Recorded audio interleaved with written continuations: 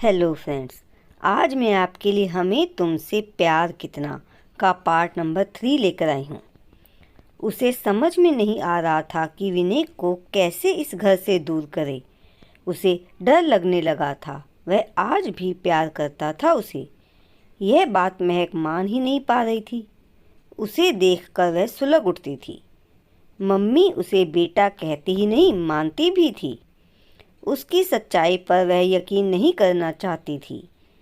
कल जब वह उसके साथ आ रही थी तो उसके इरादे गलत समझकर नहीं, बल्कि उसकी सच बोलती आंखों से डर गई थी। वह अपने आप को छुपा लेना चाहती थी वह, और विनय उसे सभी पर्दे हटाकर पा लेना चाहता था।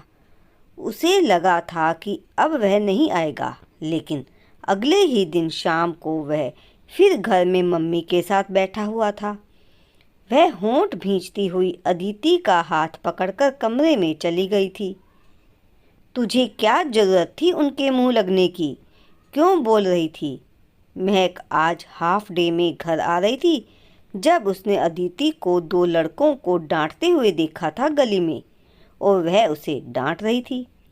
लेकिन दीदी, वो लड़की हमारे साथ थी, उसे छेड़ रहे थे वो लोग। तुझे नहीं कहा था ना कुछ? वह खुद क्यों नहीं बोली? कुछ हो जाता तो? वो चले गए थे दीदी, और ज़रूरी तो नहीं जो आपके साथ हुआ हो वो मेरे साथ भी होता।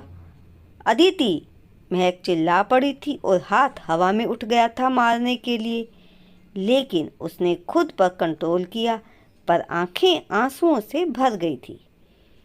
तुम भी तो यही करती थी, इसे क्यों डांट रही हो फिर? और कुछ नहीं होगा इसे, इसका भाई है यहाँ, विनय ने अंदर कदम बढ़ाते हुए कहा। और यह भाई तब कहाँ था जब जब आगे बोल ही नहीं पाई महक। गला रूंध गया था उसका। वह मुंह फेर कर खड़ी हो गई थी। क्या कहना चाहती हो? कुछ नहीं भाई, आप आइए।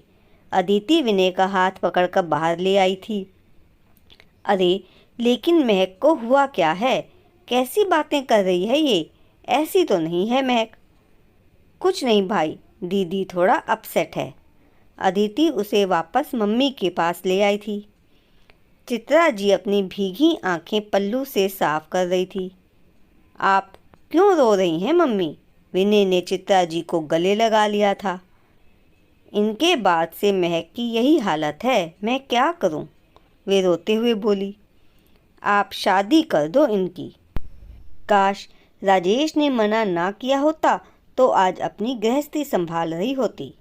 मम्मी, आप मुझे अपना बेटा बना लीजिए, मैं महक को बहुत खुश रखूँगा, विनय ने झिझकते हुए उनसे कहा था।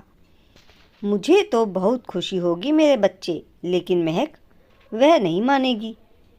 अगर आपको आपत्ति ना हो तो मैं बात करूं महक से। उनसे परमिशन लेकर वह उसके कमरे में आया तो देखा कि वह खामोशी से बेड पर बैठकर आंसू बहा रही है। महक, उसके पुकारते ही वह खड़ी हो गई थी और आंखें रगड़ डाली थी। शादी की डेट क्या रखनी है, यही पूछने आया था। क्या बकवास है ये? मैंने मम्मी से बात कर ली है और उनकी हाँ है, लेकिन मुझे स्वीकार नहीं है। क्यों? आज मैं इस बात का सही जवाब लिए बिना नहीं जाऊंगा महक। या तो तुम हाँ कहोगी या एक सॉलिड रीज़न बताओगी मना करने का। उसका लहजा मजबूत था। महक काफ़ी देर चुप खड़ी थी। आपको मुझसे शादी करनी है ना, तो मेरी एक शर्त है। उसने उसकी तरफ देखा। मैं एक क्या 1000 शर्त पूरी करने को तैयार हूँ। विनय के चेहरे पर मुस्कुराहट थी।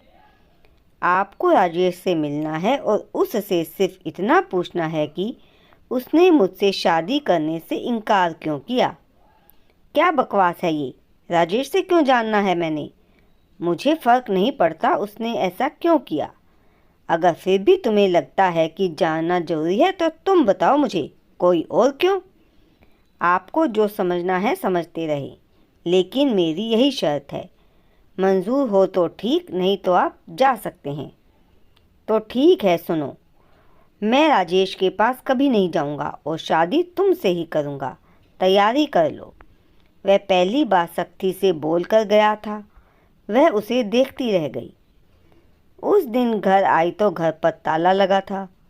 मम्मी तो घर पर ही रहती है, अदिति और स्वाति को भी घर पर ही होना चाहिए था। यह सोचते हुए उसने पर्स से चाबी निकालकर ताला खोला और अंदर आ गई। पानी पीकर बैठी ही थी कि डोर बेल की आवाज़ पर उठी। सामने अदिति और स्वाति विनय के साथ मम्मी को लिए खड़ी थी। उनका चेहरा पीला पड़ा हुआ था। क्या हुआ मम्मी को? वह लपक कर उनके पास पहुंची थी। वह उसकी बात अनसुनी कर उन्हें अंदर ले आया था। दीदी, मम्मी का बीपी शूट कर गया था। आपको फ़ोन किया लेकिन कनेक्ट नहीं हो पाया, तो अदिति दीदी ने विनय भैया को फ़ोन करके बुलाया। मम्मी को टेंशन से दूर रखने के लिए कहा है डॉक्टर ने। विनय भैया टाइम पर ले गए मम्मी को, वरना हार्ट अटैक के चांसेस थे। स्वाति से यह सुनकर वह सन रह गई। अगर मम्मी को कुछ हो गया तो क्या करेगी वो? विनय उसके सफ़ेद पड़ते चेहरे को देखा और उसके पास आया। चित्रा जी अंदर इंजेक्शन के असर से सो रही थी। संभालो खुद को। मम्मी को बिल्कुल टेंस मत करना। उन्हें आराम की और मेंटली सुकून की ज़रूरत है। उनके सामने खुश रहा करो। तुमने ही अपने पापा को नहीं खोया, उन्होंने भी अपना सुहाग खोया है। उन्हें तुम्हारी बहुत फिक्र है। आज पहली बार वह सर झुकाए विनय की बात सुन रही थी।